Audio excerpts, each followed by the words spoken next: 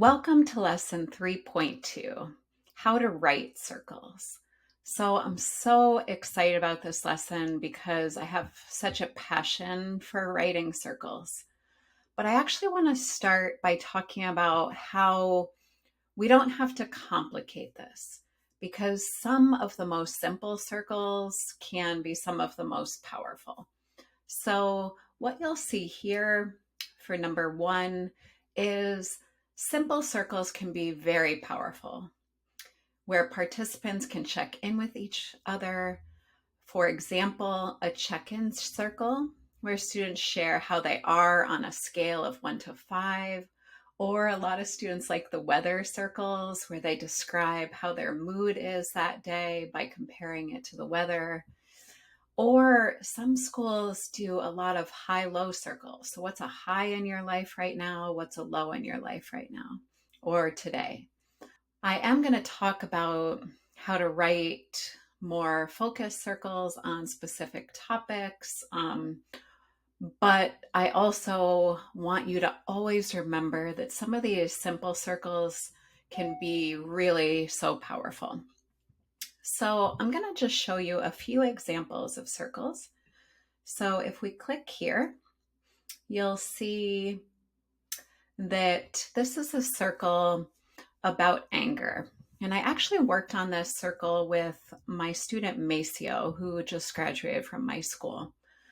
So what you'll see here is the opening was actually written by Maceo. So it's something Maceo saying about anger. And then we do our check-in round on a scale of 1 to 5, review the guidelines. And then what I love about this circle is that you see how a huge benefit of students writing circles is that the questions are in language that students can connect to and relate to, right? So for example, I wouldn't have used the language.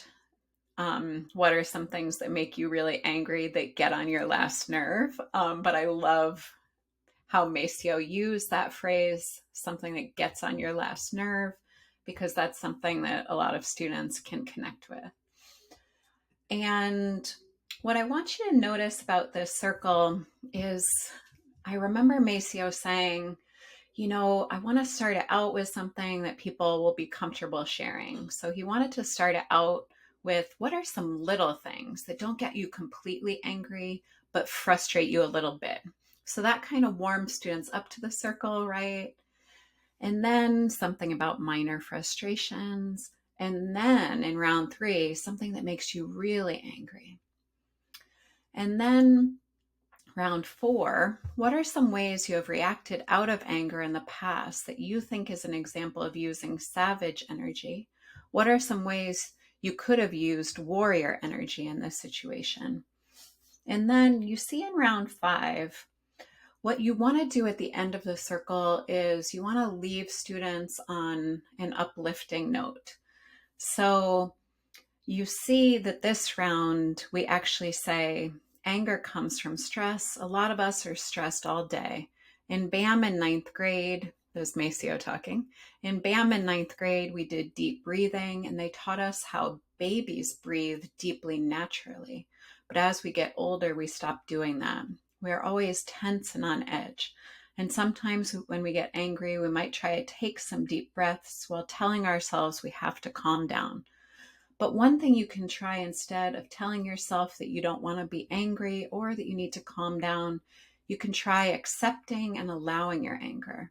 In these moments, it doesn't help if we judge ourselves or get upset with ourselves for feeling how we are feeling. Because as Maceo says, anger is a totally natural human emotion. As you breathe in, you can say in your head, it's okay to feel this.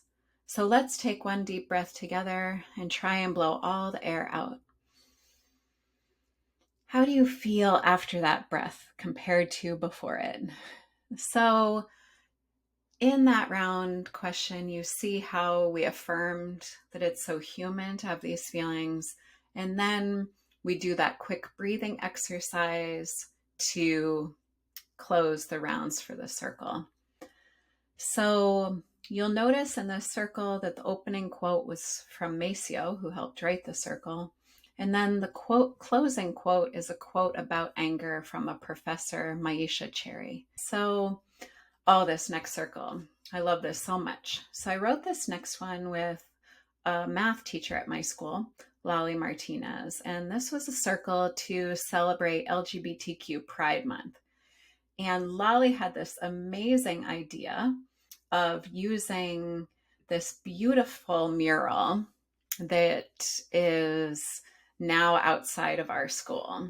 So, what you'll see here is you'll see some introduction about how circles come from Indigenous communities, why circles, we review the guidelines, and then have the opening. So, what we love to do in slide versions of circles is to have images of the person who the quote's from. And then we have the mindfulness moment here. And you can find some great mindfulness moments online. It can just be a video of a forest like this one is. And then the check-in round we often do at my school is the one on a scale of 1 to 5. And then here for the first round, we're going to ask students to share their name and their pronouns, but we wanted to give some background here on pronouns because some students are very well versed in why it's important to share our pronouns and some aren't. And then this is the Spanish translation. So all of the circles at my school, we have in English and Spanish so that our newcomer young people can access it. And here's that round where you say, what is your name and your pronouns? And then we give a little background of the artist of the mural. So Sharif Muhammad is a teacher who lives in Boston and an artist, and we link to his website there. And then this is the mural that is the focus of this circle, and the mural is called Rainbow Swag, which is also the title of the circle. And then we just ask students, when you look at this mural, what does it make you think or feel? And then this is such an inspiring moment, but we share an excerpt from Sharif Muhammad's speech about the piece and what his hopes were for it. And then we ask students, we put that slide back up of Sharif Muhammad's speech, and we ask students to choose a line that resonates with them, and they share the line and why it resonates with them. And then we ask this question of, during Pride Month, you will see more LGBTQ plus pride openly celebrated. And do you think in what ways do you think the increased visibility could be supportive to LGBTQ plus people? So asking students to think about why that increased visibility could be supportive. And then here we talk about there's some difficulties that people who identify as LGBTQ are facing. And then we ask them to think of a small action they can take to make LGBTQ plus people feel more supported and celebrated, or a small action they can take to counter the hate.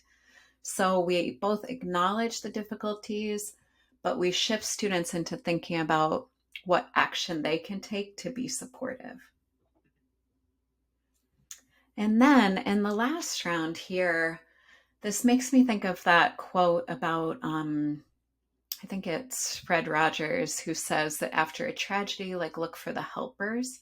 So in this round, the quote, we ask students to think about who is someone they know who sends this message that Sharif Muhammad talks about, whether you are Black, brown, or white, queer or straight, female, male, or non-binary, you are seen, you are loved, you are celebrated here.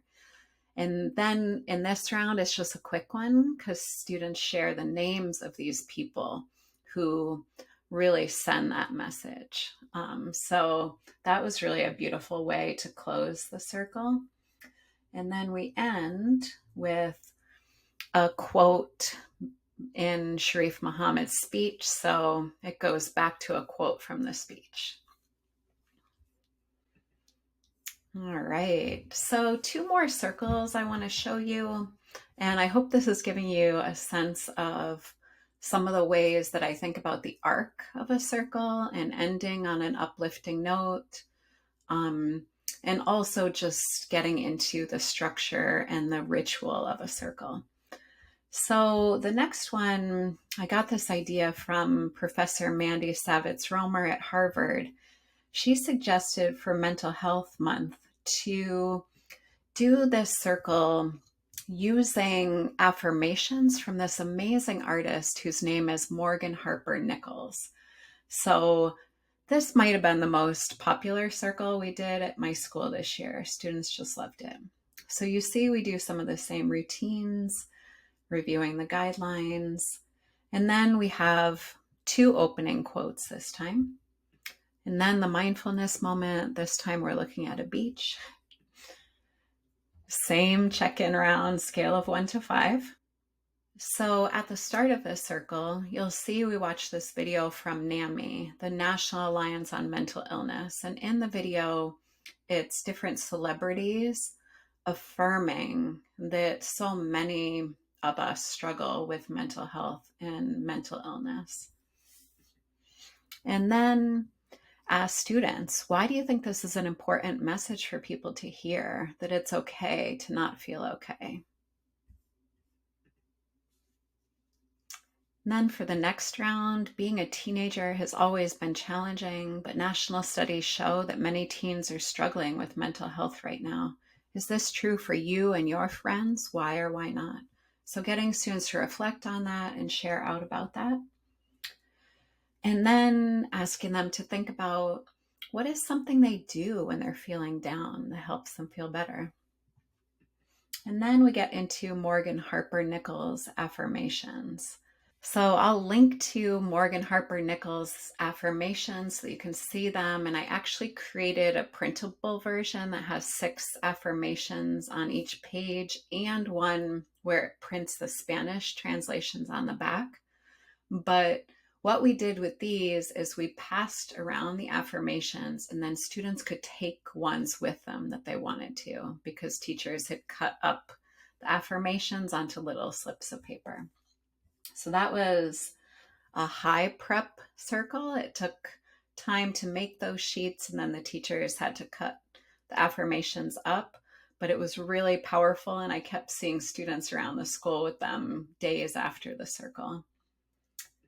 And then we do a checkout round, 1 word, how do you feel right now? And remembering that we can do more rounds if we do some of them as 1 word, or even like hold up the number of fingers to say how you're doing today. So that's another thing to think about when writing circles. And then we wanted to make sure that we shared that students should reach out to someone if they feel like they're struggling with mental health. And we have our closing quote, which is from Lizzo's song About Damn Time. All right, so let's look at the last circle. So this one, I just want to start with a word of caution. Just like we advise that you don't use circles for when harm happens, if you don't have a daily or weekly circle practice established at your school, we definitely don't recommend that you use circles to process national tragedies if you don't have weekly circle practice happening. Because what'll then happen is students will not be feeling comfortable in circle, and they'll associate circle with something very negative and upsetting.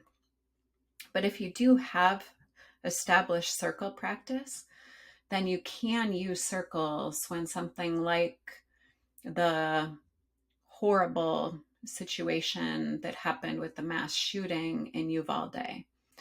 So what you'll see is that Andrea So and I wrote several different versions. So we wrote a secondary circle for students, for teachers, and student support staff to use with older students. We wrote an elementary version and an early childhood version.